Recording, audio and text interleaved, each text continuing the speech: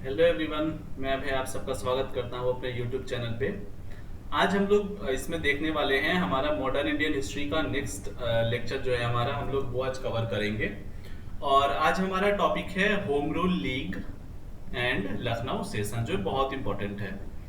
तो चलिए हम लोग लेक्चर शुरू करते हैं। उसके पहले हम लोग एक छोटा सा देख लेते हैं बैकग्राउंड। बेसिकली जैसा कि हम लोग जानते हैं कि 1914 में जो फर्स्ट वर्ल्ड वॉर है वो स्टार्ट हो चुका था। ठीक है, तो जब 1914 में हमारा फर्स्ट वर्ल्ड वॉर स्टार्ट हो चुका था तो इंडिया में क्या रिस्पॉन्स था, क्योंकि ब्रिटिशर्स भी इन्वॉल्व थे उसमें। तो इंडिया में क्या रिस्पॉन्स था वो हम लोग एक बार देख लेते हैं। तो इंडिया में जो मॉडरेट्स थे इन्होंने सपोर्ट किया था, क्या समझ करके, as a matter of duty. इन्होंने ये माना कि ये हमारी जिम्मेदारी है, ये हमारी जवाबदेही है कि हम ब्रिटिशर्स का सपोर्ट करें। ठीक है। दूसरी बात है, एक्सट्रीमिस्ट ने भी सपोर्ट किया था, बट उनका जो उन्होंने सोचा था वो बिल्कुल एक मिस्टेकन बिलीफ हुआ वो। ठीक है। बेसिकली मैं यहाँ पे एक चीज आप लोगों को बताऊं कि एक्सट्रीमिस्ट ने ये सोचा कि अगर हम लोग ब्रिटिशर्स की मदद करते हैं इस पूरे वॉर में तो वो हमको एक गिफ्ट देंगे। गिफ्ट किस चीज का? जो हम लोग इतने दिनों से डिमांड कर रहे हैं, होम रूल का, यानी स्वराज का गिफ्ट ये हम लोगों को देंगे। लेकिन ये इस चीज को यहां पर गलत समझ लिए, क्योंकि अगर आप देखो तो जब फर्स्ट वर्ल्ड वॉर चल रहा था तो वो दो चीजों के लिए हो रहा था। ये जो पूरी लड़ाई थी, ये जो पूरा युद्ध था, ये दो चीजों के लिए था। पहला, अपनी अपनी कॉलोनी को बचाने के लिए वो लड़ रहे थे। दूसरा, अपने अपने मार्केट को बचाने के लिए सारे वर्ल्ड वॉर में लड़ाइयां हो रही थी।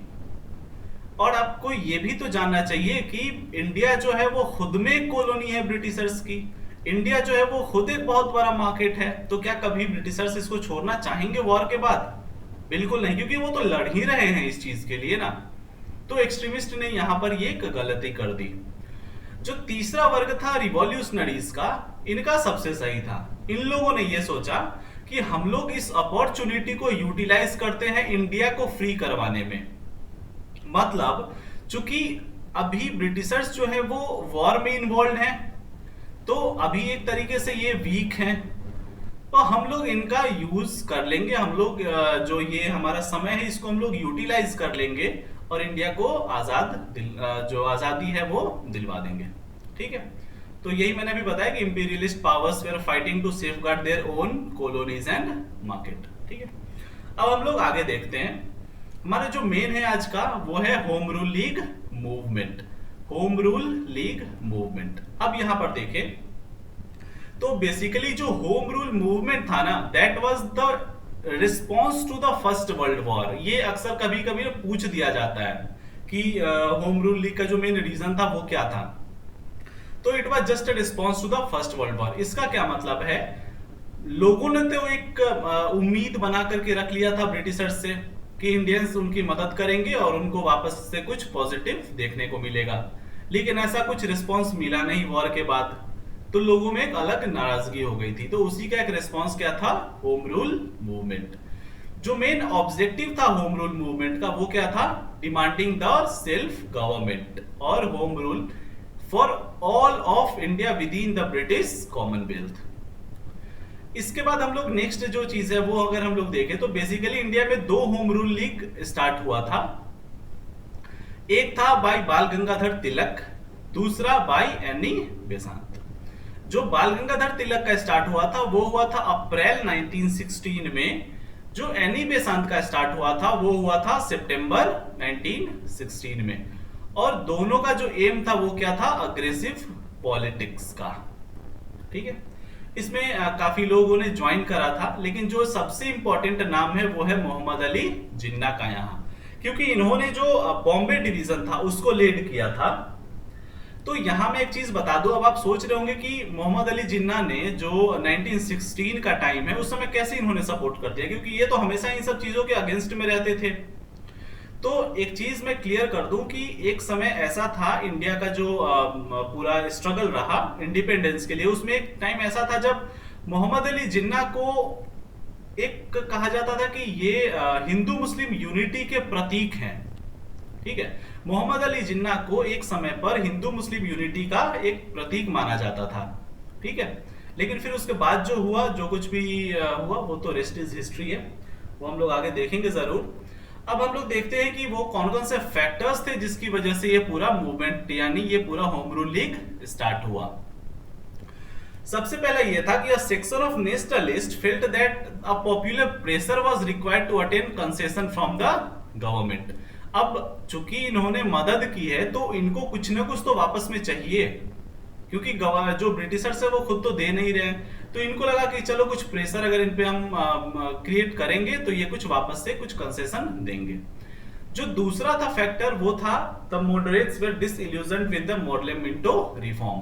एक्चुअली मॉडलेमिंटो रिफॉर्म जो हम लोगों ने पहले भी डिस्कस कर लिया है, तो मॉडरेट्स को बहुत आशाएं थी इस रिफॉर्म से, ठीक है, लेकिन बदले में कुछ मिला नहीं इनको, तो ये भी एक फैक्टर रहा। जो तीसरा और सबसे इंपॉर्टेंट फैक्टर है वो ये था कि जब वर्ल्ड वॉर 1 हुआ या हो रहा था तो उसका एक बहुत बड़ा इकोनॉमिक इम्पैक्ट हम लोग कह सकते हैं, जो एक आर्थिक बर्डन होता है ना, जो एक आर्थिक दबाव होता है, वो लोगों ने महसूस किया था। क्यों? क्योंकि उस समय टैक्सेशन काफी बढ़ गए थे, जो प्राइसेस थे वो काफी इंक्रीज हो गए थे, क्योंकि अल्टीमेटली लड़ाई कौन कर रहा था? ब्रिटिशर्स। तो उनको पैसे तो चाहिए, तो उनको पैसे कहां से मिलेंगे? तो इंडिया में टैक्स बढ़ा दो, इंडिया में प्राइस बढ़ा दो। तो इस तरीके से इसका रिजल्ट क्या हुआ कि जो एक कॉमन इंसान था उस पर काफी ज्यादा बर्डन हो गया। तो ये भी एक फैक्टर था मूवमेंट के लिए। उसके बाद जो ये हमारा नेक्स्ट फैक्टर था, ये था कि the war being fought among the major imperialist power of the day and backed by naked propaganda against each other exposed the myth of white superiority. इसको अगर हम लोग ऐसा समझे ना कि सपोज दो लोग हैं, ठीक है, देयर आर टू पीपल, वो एक घर में हैं, ठीक है, तो एक घर में जब है तो वो मतलब ऐसे बहुत लड़ाइयां कर रहे हैं, और जब वो बाहर जा रहे हैं तो वो एक हेल्दी समाज निर्माण की बात कर रहे हैं, ठीक है। दो भाई हैं जो आपस में घर में लड़ रहे हैं और बाहर जा करके वो समाज को सिखा रहे हैं कि किस तरीके से शांति से रहा जाता है। तो कहीं ना कहीं ब्रिटिशर्स भी या जो यूरोपियन पावर है वो भी यही कर रही है। ये अंदर में तो अपने आप में खुद में लड़ाइयां कर रहे हैं और बाहर में जाकर के ये दिखाते हैं कि व्हाइट जो है वो सुपीरियर है, ठीक है, इनका जो कल्चर है वो सबसे सुपीरियर है। तो ये थे factors that led to the movement. उसके बाद अब हम लोग दोनों लीग, जो तिलक का था और जो बेसांत का था, वो हम लोग दोनों अलग अलग डिस्कस करेंगे। तो हम लोगों ने देखा कि तिलक का कब स्टार्ट हुआ? अप्रैल 1916 में। जो इनकी पहली मीटिंग हुई थी होम रूल लीग की, वो कहां हुई थी? बेलगांव में। पूना जो था वो था headquarter of the Tilak league. उसके साथ साथ इसमें एक चीज बस ध्यान देने वाली बात है कि इनका जो एरिया था that was restricted to Maharashtra excluding the Bombay city. Excluding the Bombay city, ये याद रखना है। और महाराष्ट्र के साथ साथ Karnataka, central province and Bihar. उसके बाद जब तिलक के लीग की बात करते तो इसमें 6 ब्रांचेस थे, सिर्फ 6। अभी हम लोग आगे देखेंगे जब बेसांत के लीग की बात करते हैं ना तो उसमें 200 ब्रांचेस थे, ठीक।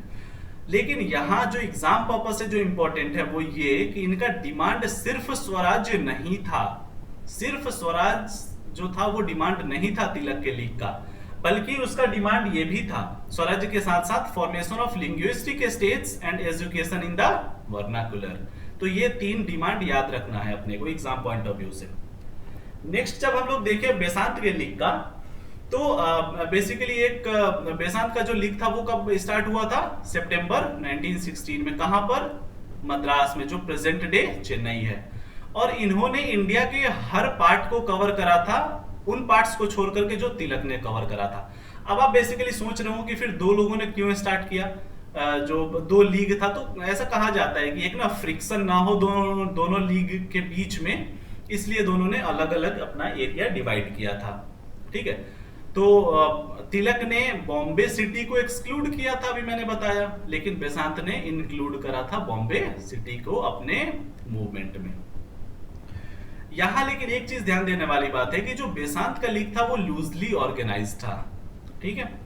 एक रीजन ये भी था कि इनका जो लीग था वो काफी ज्यादा एरिया को कवर कर रहा था। इसमें 200 ब्रांचेस थे, ठीक है। 6 ब्रांच को ऑर्गेनाइज करना ज्यादा इजी है एज कंपेयर टू 200 ब्रांचेस, ठीक है।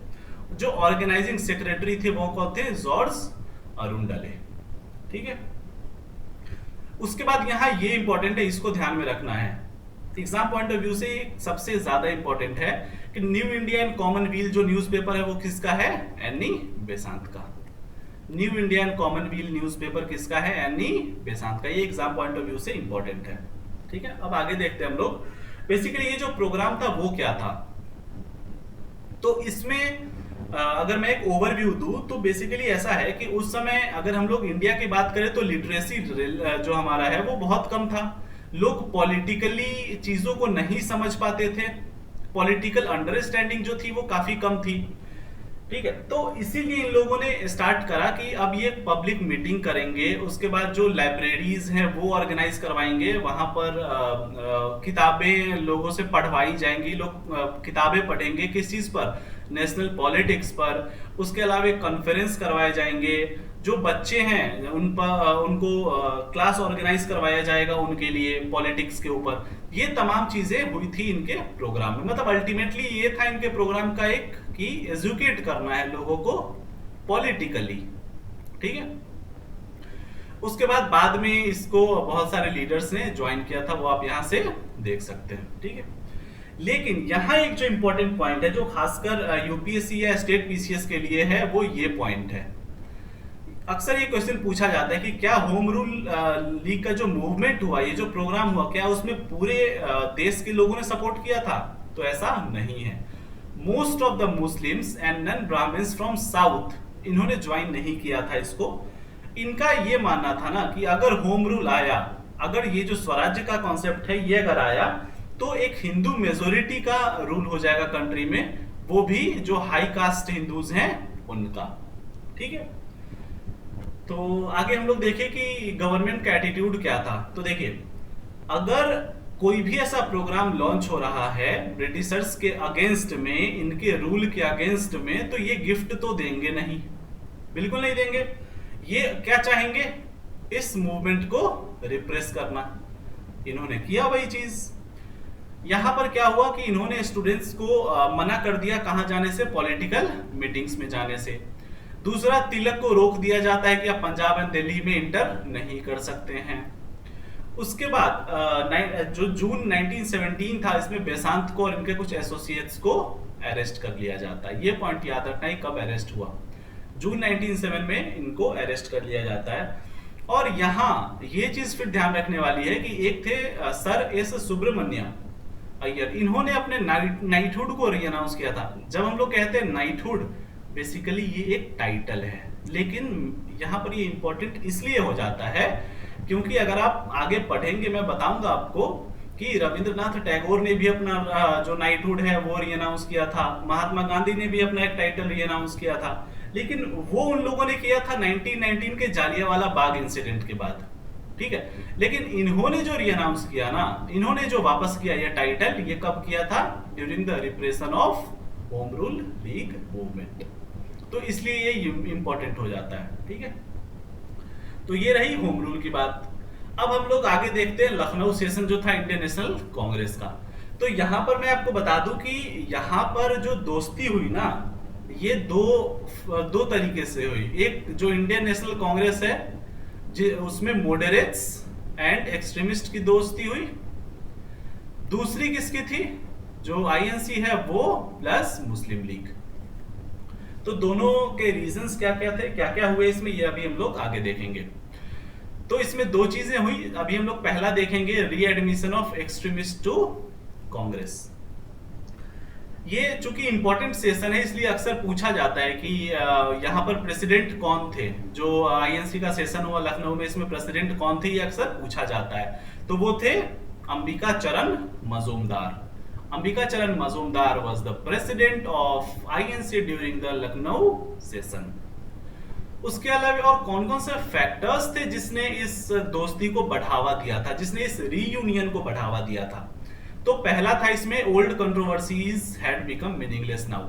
मैं यहाँ एक चीज आप लोगों को रिवाइंड करवा दूं अगर आप भूल गए हैं तो।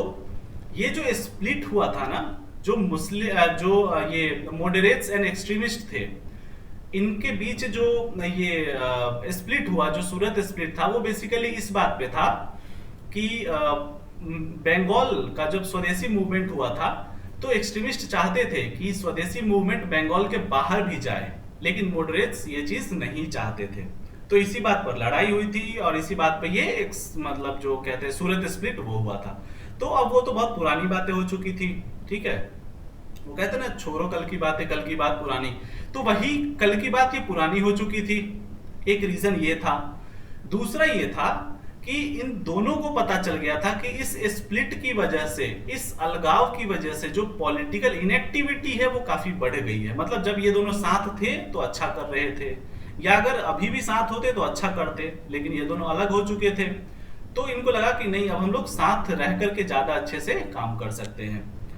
उसके बाद इसमें जो तीसरा फैक्टर था वो था एनी बेसांत एंड तिलक। इन दोनों ने बहुत मेहनत करा था इस चीज के लिए कि रियूनियन हो जाए। और एक चीज और बता दूं कि तिलक ने इसी समय ही denounced the acts of violence. Tilak ने कहा कि अब कोई वायलेंस नहीं, ठीक है। उसके बाद जो चौथा लीडर था वो था दो लोगों का डेथ, एक गोखले, दूसरा फिरोज शाह मेहता। एक्चुअली ये दोनों एक बहुत इंपॉर्टेंट लीडर हैं मॉडरेट्स में, जो कभी नहीं चाहते थे कि एक्सट्रीमिस्ट जिस तरीके से काम करते हैं उसको ये कभी फेवर ही नहीं कर सकते थे बेसिकली, ठीक है। तो ये दोनों तो अब रहे नहीं, तो एक तरीके से फिर इनका रास्ता खुल गया। इसके बाद अब हम लोग आगे देखते हैं जो लखनऊ पैक्ट था कांग्रेस एंड मुस्लिम लीग के बीच में। अब क्या हुआ कि मुस्लिम लीग का जो एटीट्यूड था वो अचानक से चेंज हो गया। तो इसमें जो पहला था वो था टर्की के वजह से, क्योंकि जो ब्रिटेन था उसने मना कर दिया था टर्की का मदद करने से। अब आप सोच रहे होंगे कि यहाँ पे एक तरफ इंडिया है, यहाँ फिर ब्रिटिशर्स है, फिर ये कहाँ से टर्की पहुंच गया। तो यहाँ पे एक चीज बता दूं कि बेसिकली टर्की में खलीफा का एक रूल हुआ करता था, और ये जो खलीफा है ना, ऐसा कहा जाता था कि खलीफा जो है वो पूरे विश्व के जो भी मुस्लिम्स है ना, पूरे वर्ल्ड के जो भी मुस्लिम्स हैं, एक तरीके से इनके पॉलिटिकल लीडर हैं ये, या एक तरीके से कह लो इनके गुरु हैं ये, ठीक है।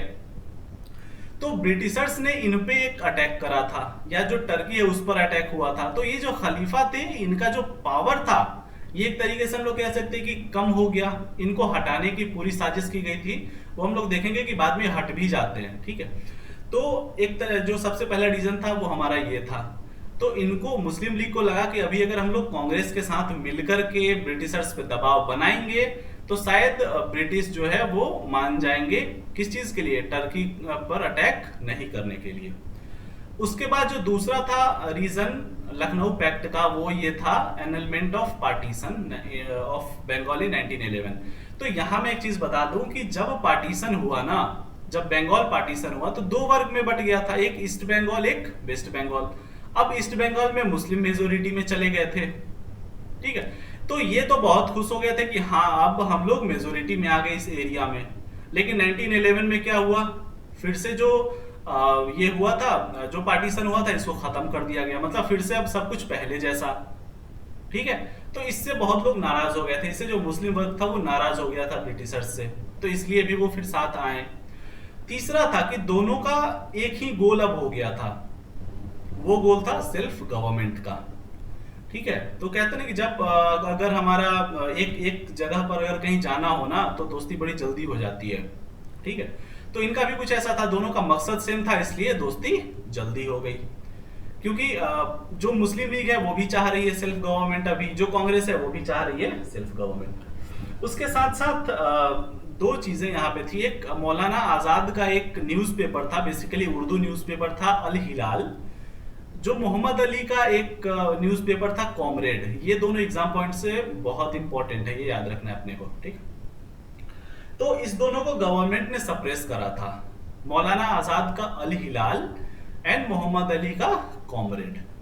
इस पर गवर्नमेंट का सप्रेशन काफी ज्यादा हुआ था, तो इसलिए भी जो एक वर्ग था मुस्लिम लीग का वो काफी गुस्से में था, ठीक है। तो ये सब रीजंस थे उनके साथ आने के, किसके, कांग्रेस एंड मुस्लिम लीग के। उसके बाद हम लोग देखें कि हमारा नेचर ऑफ द पैक्ट कैसा रहा। तो इन लोगों ने डिमांड किया था ज्वाइंट, एक इन लोगों ने बेसिकली एक अपना डिमांड दिया, दोनों ने, आईएनसी और मुस्लिम लीग ने, एक ज्वाइंट कॉन्स्टिट्यूशनल डिमांड दिया, उसमें बेसिकली इन लोगों ने एक्सेप्ट किया सेपरेट इलेक्टोरेट को, लेकिन यह एक कंडीशन था कि ये सेपरेट इलेक्टोरेट तब तक चलेगा till any one community demanded joint electorate. ठीक है, अगर दोनों में से कोई भी डिमांड कर देगी ज्वाइंट इलेक्टोरेट का, तो फिर ये सेपरेट इलेक्टोरेट का कॉन्सेप्ट खत्म हो जाएगा।